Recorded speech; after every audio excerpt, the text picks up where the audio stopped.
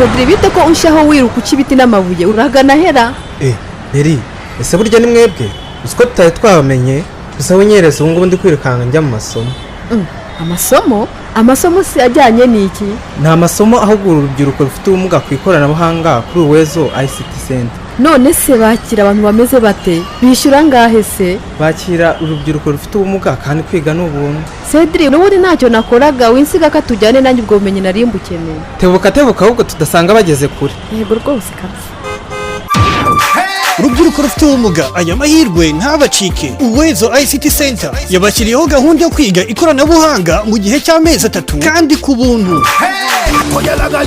Iki kigo giherereye mu mujyi wa Kigali mu karere ka KICUKIRO mu murenge wa NIBOYI mu kagari ka GATARE inyuma gato ya IPRC Kigali. Ukeneye kwiyandikisha cyangwa se kubindi bisobanuro waduhamagara kuri nimero za telefone zikurikira 0788 14 76 cyangwa se 0788 94 Iki kigo giterwa inkunga n'umuryango wita ku bana n'urubyiruko rufite ubumuga UWEZO Youth Empowerment ku bufatanye n'akarere ka KICUKIRO.